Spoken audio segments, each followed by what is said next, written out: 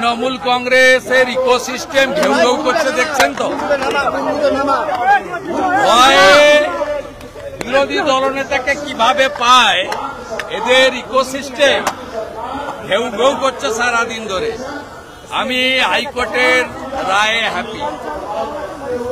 মমতা ব্যানার্জি তার পুলিশকে দিয়ে গত 5 বছরে আমার বিরুদ্ধে যত মামলা করেছিল, হাইকোর্ট সেই মামলার মেজর পোর্শনকে কোয়াশ করেছে। বাকি মামলা সিবিআই কে দিয়ে সিট বানিয়েছে। রাজ্য পুলিশ যে মমতার ক্রীড়নক, রাজনৈতিক টুল, এটা হাইকোর্টের আজকের রায় প্রমাণ হয়ে গেছে। আবার মিথ্যা মামলা করলে আবার হাইকোর্টে যেতে আমি পারবো, সেই লিবার্টিও হাইকোর্ট দিয়েছে। অতএব দেখবি আর জ্বলবি, লুচির মতো ফুলবি। নন্দীগ্রামে হারিয়েছি, ভবানীপুরেও হারাবো। মমতাকে প্রাক্তন করবো, ওর ভাইপোকে জেলে পাঠাবো। প্রতিবেদনের শুরুতেই পশ্চিমবঙ্গের বিরোধী দলনেতা শুভেন্দু অধিকারীর বক্তব্যের একটু ছোট অংশ আপনাদের শোনালাম। একটি খবর, যে খবরটি মার্কেটে আসার পর থেকেই সমাজ মাধ্যমে উল্কার গতিতে ভাইরাল হতে শুরু করেছে। তৃণমূল কংগ্রেসের নেতা থেকে শুরু করে কর্মীরা তাদের সমাজ মাধ্যমে সেই খবরটি দিয়ে বিজয় উল্লাস এবং আনন্দ উল্লাসে মেতে উঠেছে, যেন নির্বাচনের আগেই তারা জিতে গেছে, যুদ্ধের আগেই তারা জিতে গেছে। তাদের শিবিরে অকাল দীপাবলি পালিত হতে শুরু করেছে এবং তাতে তাদের আনন্দ উল্লাসে নতুন করে অক্সিজেন যোগাচ্ছে এই রাজ্যেরই কিছু চটিচাটা মিডিয়া, যারা বিজ্ঞাপনের জন্য নবান্নের দিকে চাতক পাখির মতো তাকিয়ে থাকে। তারাও বিভিন্নভাবে এমনভাবে হেডলাইন করছে যেখানে দাঁড়িয়ে মানুষকে বিভ্রান্ত করা যায়। কিন্তু আসল খবরটা কি? আসল খবরে কি সত্যি শুভেন্দু অধিকারী অস্বস্তিতে পড়েছে, না রাজ্য সরকার অস্বস্তিতে পড়েছে? সেই খবরে বিস্তারিত যাওয়ার আগে আপনাদের দেখাই যে এই রাজ্যের লিডিং কিছু নিউজ পেপার, অর্থাৎ প্রথম সারির যে সমস্ত সংবাদপত্র আছে, তাদের অনলাইনে কিভাবে খবরটাকে প্রচার করেছে। আনন্দবাজার পত্রিকা তারা বলছে যে আদালতে অস্বস্তি বাড়ল শুভেন্দু অধিকারীর, রক্ষা কবচ প্রত্যাহার। 24 ঘন্টায় কি বলছে? 24 ঘন্টায় বলছে ভোটের আগেই বিপদে শুভেন্দু, অর্থাৎ শুভেন্দু অধিকারী মহা সংকটে পড়ে গেছে, গভীর সংকটে, বিপদে শুভেন্দু অধিকারী ভোটের আগে। অর্থাৎ এই বুঝে আজ রাতেই শুভেন্দু অধিকারীর বিরুদ্ধে এফআইআর করে আর আজকেই শুভেন্দু অধিকারীর ঘাড় ধরে মমতা বন্দ্যোপাধ্যায় তার পুলিশ দিয়ে জেলে ঢুকিয়ে দেবে। নিউজ 18 কি বলছে? নিউজ 18-এ বলছে আর রইল না স্বস্তি, শুভেন্দু অধিকারীর বিরুদ্ধে নতুন এফআইআর এর আর কোনো বাধা নেই, বিরাট রায় কলকাতা হাইকোর্টের।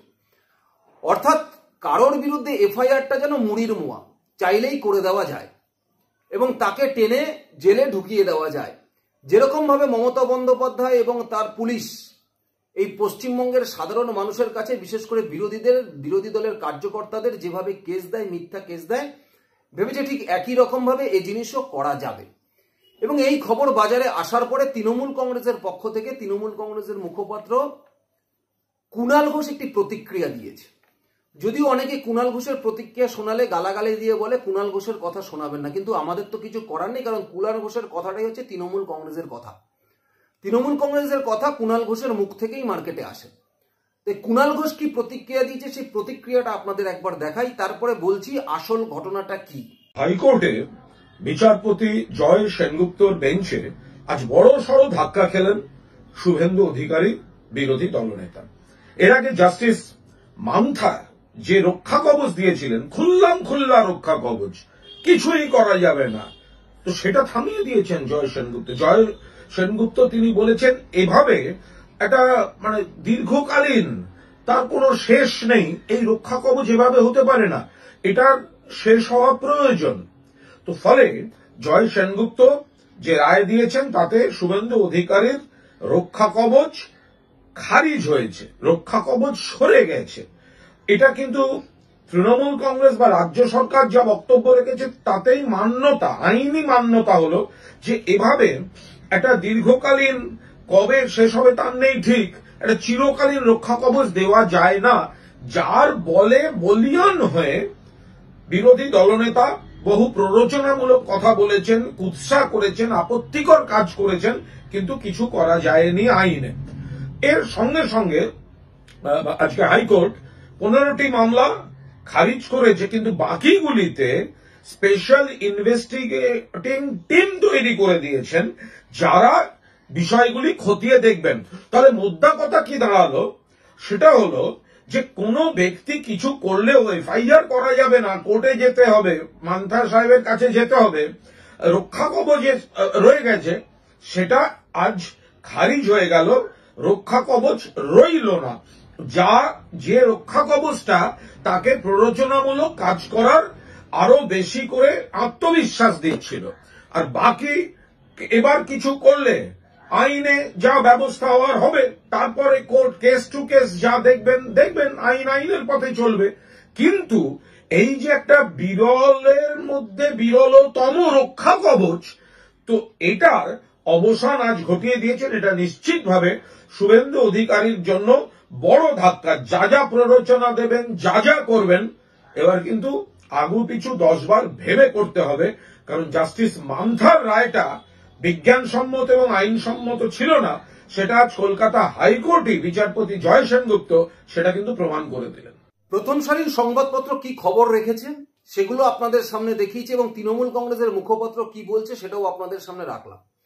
এখন সেই হেডলাইনের পেছনে আসল খবর কি? আদৌ কি সত্যি অস্বস্তি বেড়েছে শুভেন্দু অধিকারী, নাকি শুভেন্দু অধিকারীর সাথে রাজ্য সরকার পেরে উঠছে না বা পেরে উঠবে না বুঝেই এই খবরটাকে অন্যরকম ভাবে বাজারে আনার চেষ্টা করছে? দেখুন, 2021 সালের বিধানসভা নির্বাচনের পর শুভেন্দু অধিকারী বিরোধী দলনেতা হলেন। তারপরে শুভেন্দু অধিকারীকে আটকানোর জন্য একের পর এক মিথ্যে মামলা করে এই রাজ্য সরকার।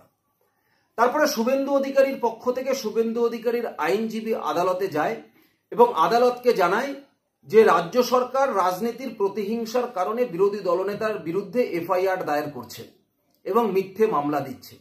যদি এইভাবে মিথ্যে মামলা দিতে থাকে তাহলে সে তার সাংবিধানিক কাজ করতে তার কাজে ব্যাঘাত ঘটবে। এবং সেই সময় দাঁড়িয়ে কলকাতা হাইকোর্টের বিচারপতি রাজাশেখর মান্তা শুভেন্দু অধিকারীকে রক্ষা কবচ দিয়েছিলেন এবং বলেছিলেন যে শুভেন্দু অধিকারীর বিরুদ্ধে যদি কোনো মামলা করতে হয় তাহলে আদালতের অনুমতি নিতে হবে। এবং তারপরে দীর্ঘদিন কেটেছে এবং আমরা বারবার দেখেছি মমতা বন্দ্যোপাধ্যায় থেকে শুরু করে তৃণমূল কংগ্রেসের অভিষেক বন্দ্যোপাধ্যায় এবং নিচু সারির প্রত্যেকটি নেতা আদালতের এই রক্ষা কবচ নিয়ে প্রশ্ন তুলেছে, বিচারপতির কার্যকলাপ নিয়ে প্রশ্ন তুলেছে, বিচার প্রক্রিয়া নিয়ে প্রশ্ন তুলেছে। কেন শুভেন্দু অধিকারীকে রক্ষা কবচ দেওয়া হবে?